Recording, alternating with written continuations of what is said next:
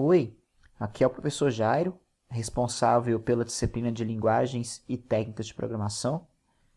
E nessa nossa primeira videoaula, nós vamos falar um pouco sobre os conceitos iniciais que serão necessários para o decorrer dessa disciplina. Então, o objetivo dessa videoaula aqui é apresentar para vocês alguns conceitos básicos sobre linguagem de programação e também sobre algoritmos, que é um termo aí muito utilizado quando se fala em programação.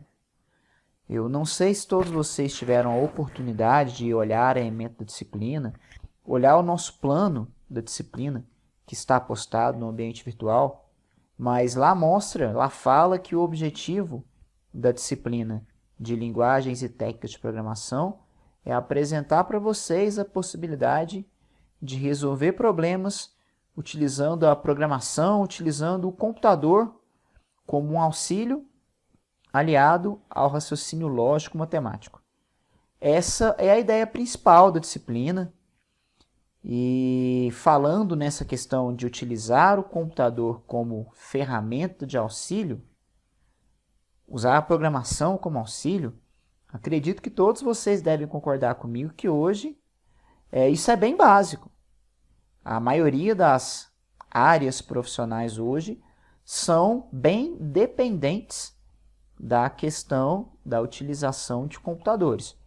Na verdade, não só computadores, celulares, internet, da tecnologia como um todo. Então, nós somos bem dependentes, hoje em dia, da questão da utilização dessas tecnologias, da utilização de computadores. E somos dependentes não só na nossa vida profissional, mas no nosso dia a dia também nós somos bem dependentes na nossa vida pessoal. E acredito que a finalidade de um computador é bem essa.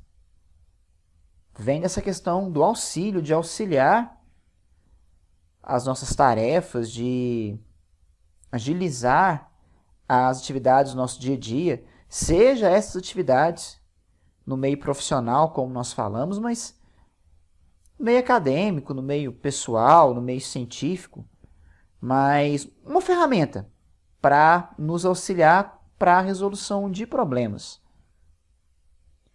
E talvez o que possa ser um pouquinho novidade aqui nesse slide é a questão da programação, né?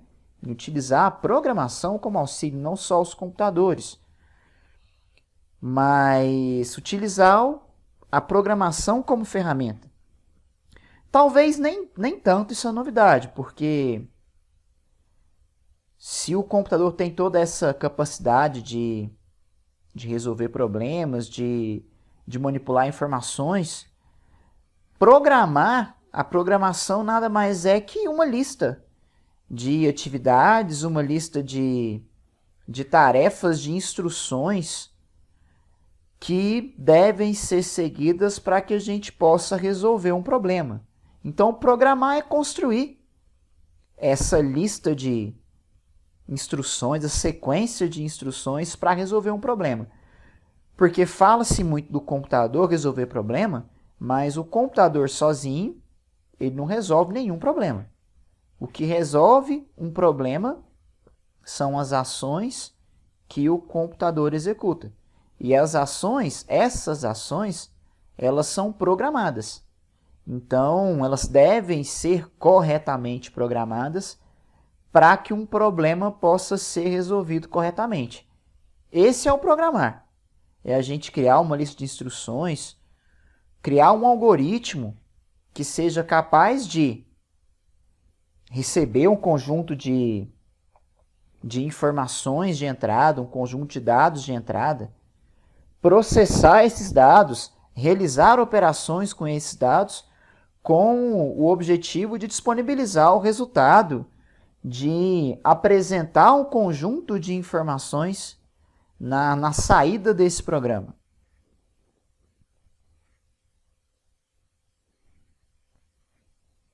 Esses conceitos, esses dois primeiros conceitos, eu acho que todos vocês devem ter conhecimento, são conceitos bem básicos, só quero aprofundar eles um pouquinho aqui nesse momento. O computador ele é dividido em hardware e software. O hardware é a parte física do computador, então tudo que a gente pode tocar no computador é hardware.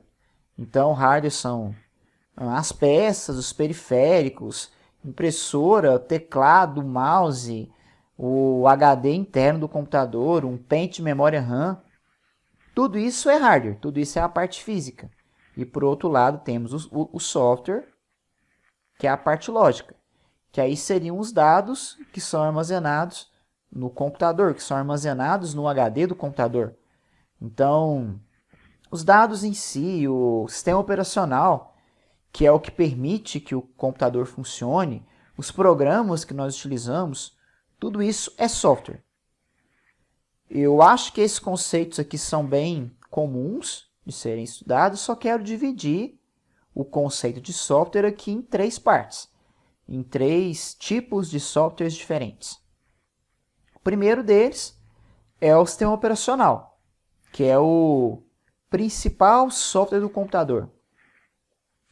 É o software essencial aí porque ele gerencia todos os periféricos que estão ligados no computador. Gerencia entrada e saída de dados, gerencia armazenamento de dados.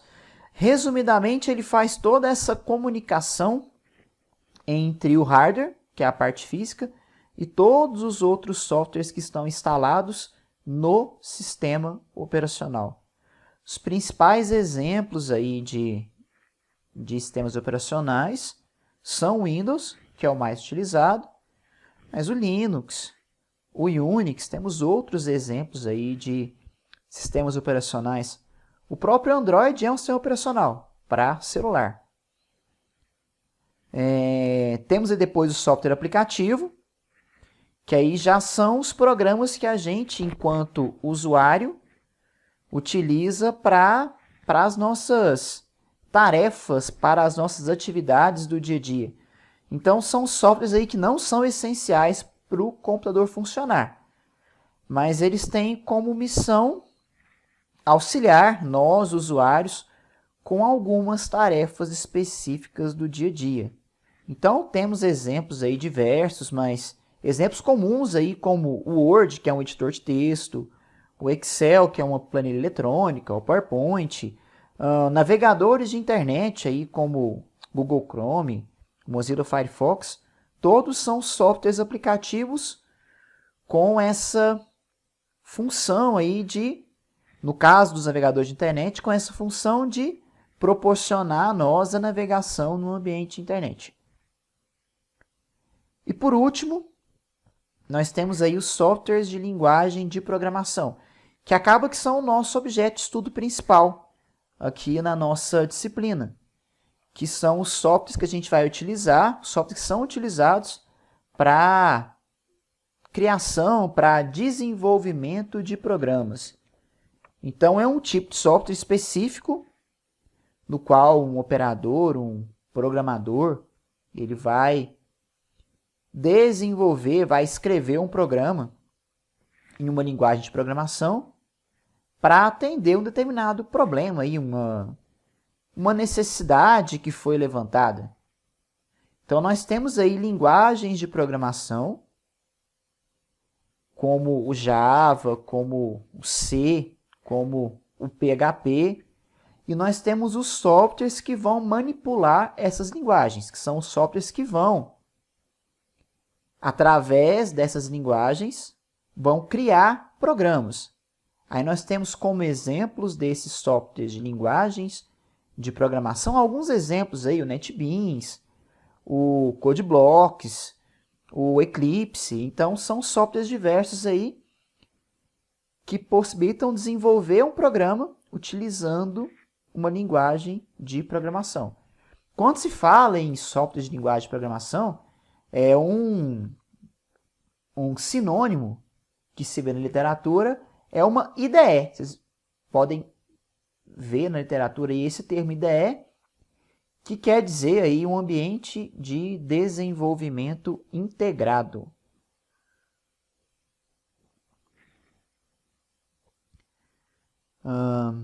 Todos vocês devem aí imaginar, pensar que uma linguagem de programação tem um conjunto de regras aí que possibilitam aí que o computador entenda o que o usuário está escrevendo. Então, um conjunto de regras para permitir o computador entender o que o usuário quer programar.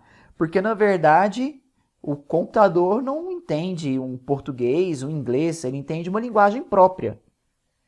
E o objetivo de uma linguagem de programação, então, é passar através dessa linguagem própria que o computador entende, passar quais são as instruções, quais são aí as operações que a gente quer, que um programador quer que o computador execute.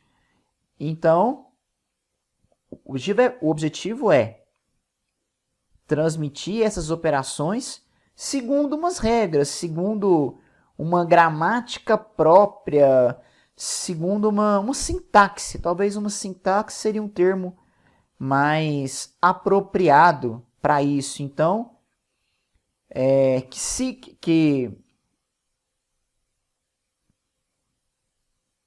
um conjunto de regras que obedeça a essa sintaxe para que o computador possa entender o que o programador digitou e executar essas instruções que o programador digitou.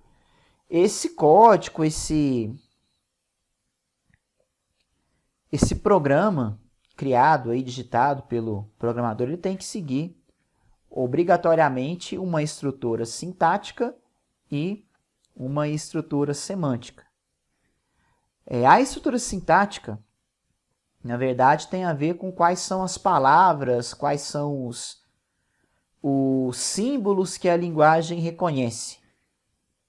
Então, cada linguagem, ela reconhece determinados símbolos, determinadas palavras para montar os seus comandos, para montar as suas funções.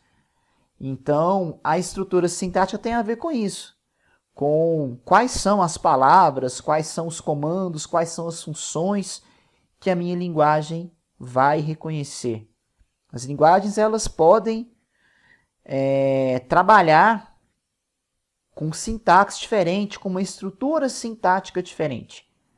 Mas é importante deixar claro para vocês aqui que a lógica de programação é uma só. Então, a gente vai trabalhar nessa disciplina com o objetivo de mostrar para vocês a lógica de programação. Porque a lógica de programação ela é uma só, independente de qual é a linguagem que o programador está codificando. A lógica é uma só. Então, é muito mais importante aprender a lógica da programação que uma linguagem de programação. Porque a linguagem ela tem as suas variações. Linguagens têm variações de comandos, variações de sintaxe, mas a lógica é uma só. Então, o nosso objetivo é focar na questão da lógica de programação. E falei de estrutura semântica, agora a estrutura semântica ela tem mais a ver com o que a gente quer que os nossos comandos, com o que a gente quer que as nossas funções realizem. Para diferenciar a estrutura sintática e semântica, um exemplo bacana de mostrar para vocês aqui para facilitar seria um cálculo de uma equação de segundo grau. Então, quando eu quero calcular uma equação de segundo grau, primeiro eu calculo delta. Então, delta é igual a b ao quadrado menos 4ac. Não é essa a forma?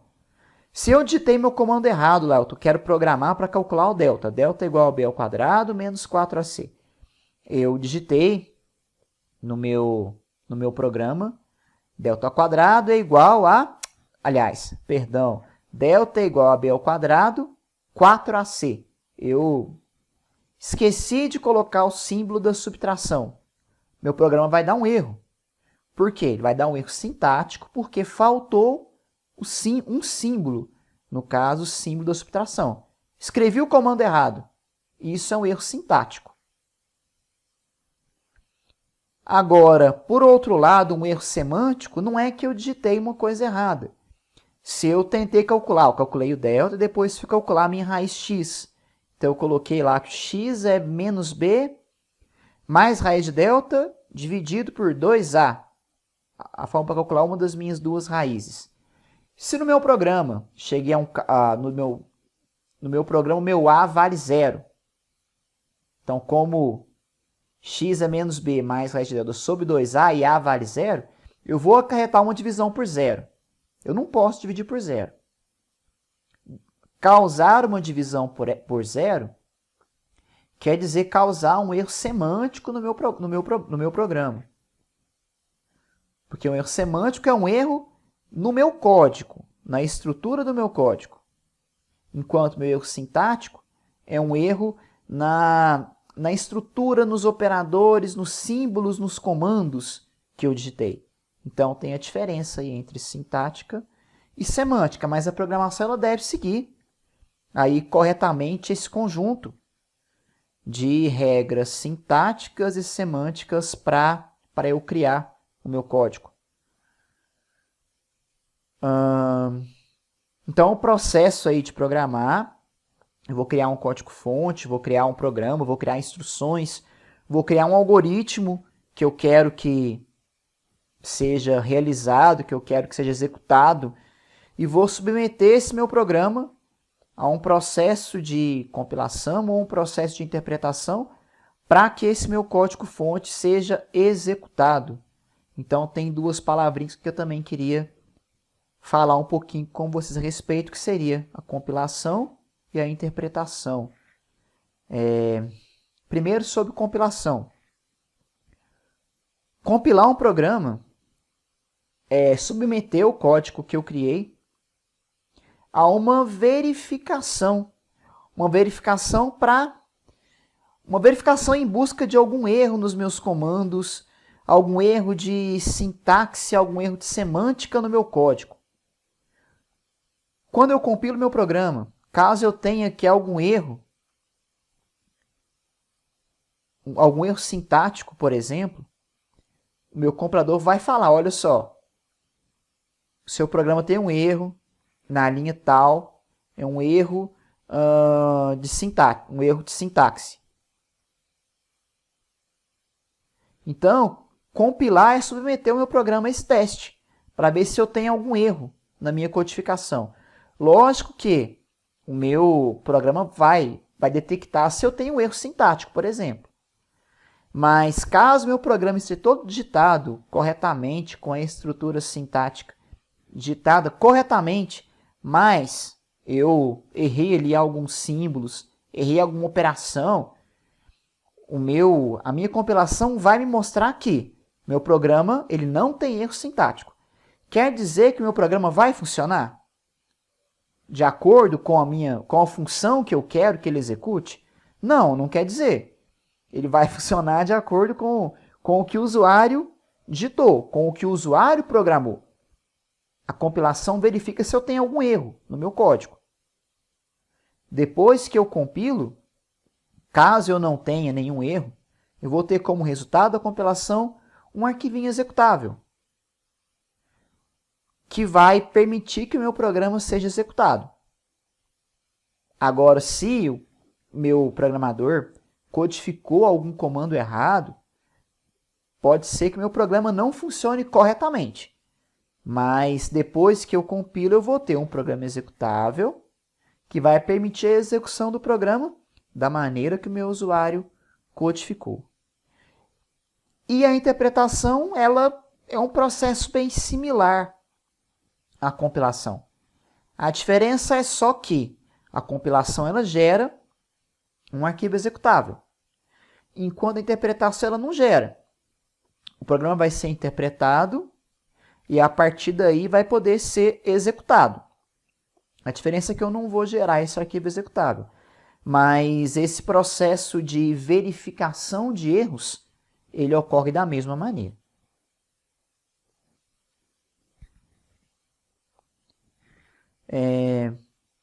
Chegamos aqui então num dos pontos chaves aqui dessa nossa primeira aula para a criação de um programa, que é o conceito de algoritmo.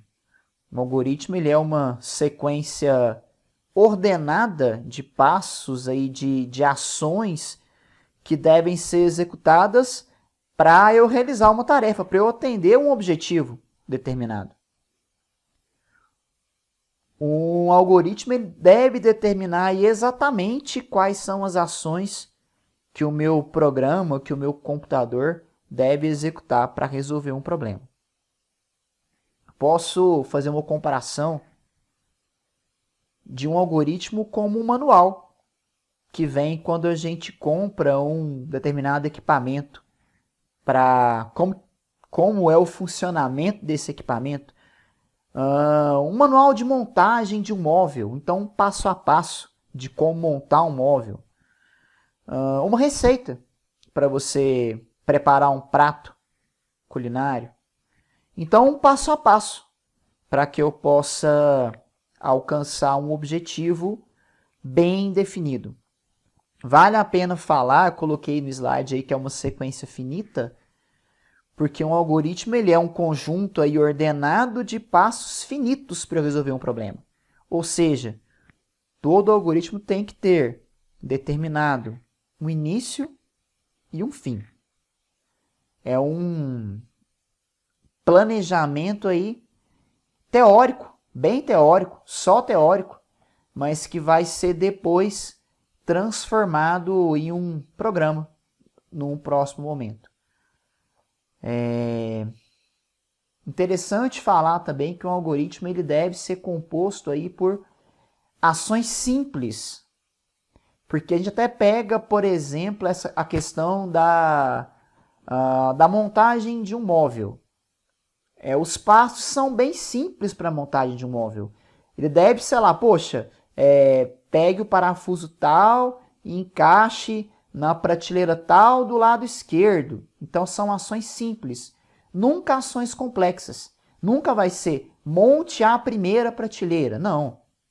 São passos simples. Caso eu tenha uma ação complexa, caso eu tenha uma ação complexa, essa ação ela tem que ser dividida em ações simples no meu algoritmo, porque ele é composto sempre por ações simples. Eu tenho mais de uma maneira de representar, mais de uma forma de representar um algoritmo. Vou apresentar aqui 3 delas para vocês, e a mais simples é a linguagem natural, ou você pode ver na literatura também chamada de texto simples, de texto livre, que seria nada mais, nada menos que as ações que eu vou executar descritas aí na minha linguagem natural, descritas em português. Então eu vou descrever aqui em português quais são os passos, quais são as ações que eu vou precisar seguir para solucionar o problema. Então, o objetivo aqui é colocar no papel uma narrativa para poder auxiliar na criação do meu programa. Então, eu vou descrever os passos aqui em português para que depois eu possa olhar esses passos e, baseado nesses passos, criar o meu programa em uma linguagem de programação. Olhando dessa maneira, pode parecer que utilizar a linguagem natural, utilizar o texto livre, é a melhor maneira de se criar um algoritmo, porque é a maneira mais fácil, né, gente? Utilizar aqui o português, simplesmente listar as ações. Mas a gente enfrenta um grande problema trabalhando com linguagem natural, que é a questão de interpretação. Porque muitas vezes o que a pessoa escreve aqui em linguagem natural pode ser muito simples para quem escreveu. Mas talvez se outra pessoa for ler o que está descrito aqui, talvez não é tão simples assim. Porque o que é simples para uma pessoa nem sempre é simples para outra. Então a gente tem esse probleminha aqui de interpretação quando desenvolvemos algoritmos em linguagem natural. A segunda forma aqui seria através de um fluxograma. Acho que Todos vocês devem conhecer um fluxograma, devem ter visto um fluxograma em outros cenários, mas um fluxograma nada mais é que uma representação gráfica de um algoritmo. Tenho aqui um início, tenho aqui um fim e tenho as ações que eu vou percorrer para chegar ao final do meu algoritmo. Tenho aqui a sequência das minhas ações. Num fluxograma, essas ações elas podem ser sequenciais, eu posso ter aqui decisões do meu fluxograma que podem fazer com que eu siga uma ação, que eu siga um cenário ou siga outro cenário. Então, eu tenho no fluxograma uma representação aqui gráfica dos passos que eu vou seguir, que é uma representação já um pouco mais precisa, comparada com a minha linguagem natural. Notem que eu não tenho uma preocupação tão a fundo com a implementação do programa em si, e simplesmente com o fluxo das minhas ações para a solução do meu problema. E por último, eu tenho aqui a utilização de um pseudocódigo como algoritmo. Então, o pseudocódigo já é aí já é criado numa linguagem já estruturada, já num padrão similar ao padrão de uma linguagem de programação. Então, já é criado mais pensando em facilitar o processo para o programador. Mas importante destacar que um pseudocódigo ele não é criado numa linguagem específica de programação, porque o pseudocódigo ele deve permitir que eu possa entender o pseudocódigo e criar o meu programa em qualquer linguagem de programação. Então, ele não pode ser preso em uma linguagem. Ele deve servir para ser utilizado em qualquer linguagem. Ou seja, ele não deve ser desenvolvido, o pseudocódigo ele não deve ser desenvolvido em uma linguagem específica. Dentre os três métodos, as três formas de criar um algoritmo, acaba que a utilização do pseudocódigo ela é mais recomendada porque ela tem menos recursos de linguagem natural, então ela torna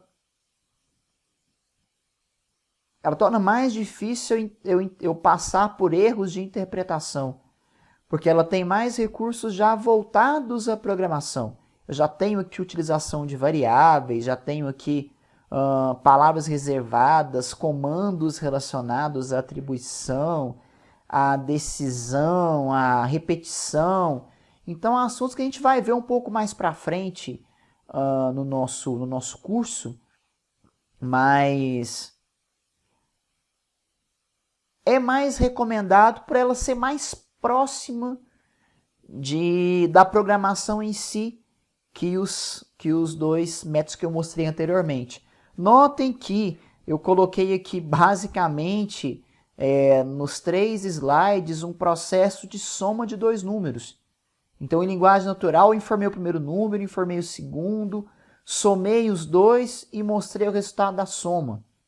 Então, em linguagem natural, 4 passos para somar os meus 2 números. No fluxograma, a operação é a mesma. Eu tenho o início aqui, 2 números aqui chamados de N1 e N2. Coloquei aqui que a soma é N1 mais N2. E por último, o soma é o resultado do meu algoritmo que vai ser informado para o meu usuário. E eu finalizo depois o meu fluxograma. Em pseudocódigo, a mesma coisa. Criei um algoritmo aqui que tem o nome de soma 2 números. Ele tem aqui 3 variáveis do tipo real. Variável N1, N2 e a variável soma. Meu programa começa, meu programa lê as 2 variáveis, N1 e N2. Então, lê o número 1 e ler o número 2. A minha variável soma recebe número 1 mais número 2. Então, a variável soma recebe a soma dos dois números. E, por último, eu mostro o resultado, que é a variável soma. Então, sem grandes preocupações com as funções aqui, apenas vejam que eu tenho algo bem mais próximo de uma linguagem de programação com o pseudocódigo comparado ao fluxograma e à linguagem natural.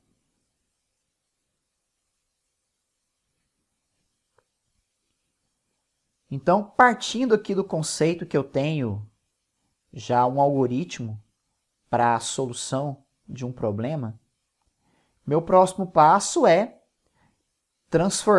traduzir esse algoritmo para um programa de computador. Porque um programa de computador nada mais é do que um algoritmo.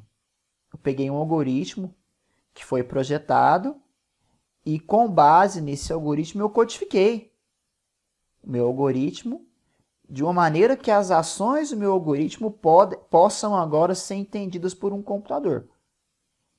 Então, a estrutura de um programa é receber os dados que foram enviados para o computador, enviados via teclado, via mouse, um arquivo que está armazenado no computador. Então, receber esses dados, processar esses dados através de um código que foi criado baseado em um algoritmo. Então, processar esses dados com o objetivo de resolver um problema. E, por último, mostrar um resultado em uma saída, mostrar a solução aí através de um dispositivo de saída, de um monitor, de uma impressora, gravar o resultado em um arquivo. Então, sempre seguindo esse fluxo, entrada, processamento e saída.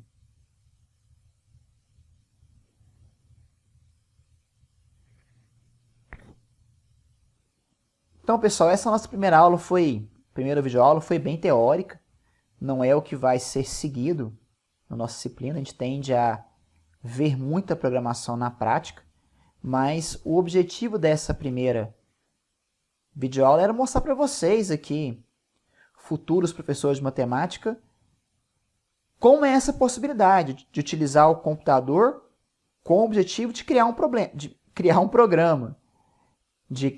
um programa que vá receber um conjunto de dados na entrada, que vá processar esses dados, que vá produzir um conjunto de dados de saída. A gente vai concentrar as nossas ações no processamento de informações, que é derivado de quê? Dos algoritmos. Vocês vão ver no decorrer do curso que, em grande parte, esse processamento de informações é composto de operações matemáticas. Por isso, essa disciplina está sendo ofertada no curso de vocês. Por isso vocês veem essa programação. Porque a programação em si nada mais é que um grande conjunto de operações matemáticas. Porque, na verdade, gente, a matemática em si ela é a base da lógica, ela é a base da computação.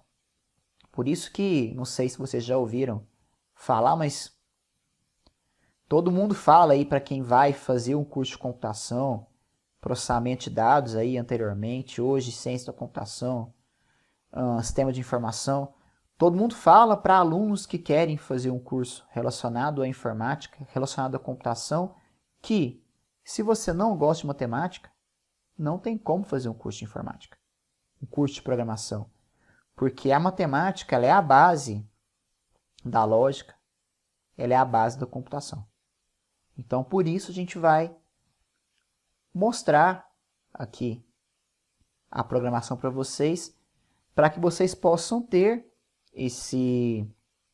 essa noção da lógica matemática para poder ser aplicada em programação para solução de problemas. Eu fecho aqui essa nossa primeira videoaula da disciplina, agradecendo vocês pela atenção, pelo tempo que vocês gastaram aí para assistir esse nosso material, que é base para todas as nossas próximas aulas. E mostro para vocês também aqui as nossas referências bibliográficas que eu usei para criar essa apresentação.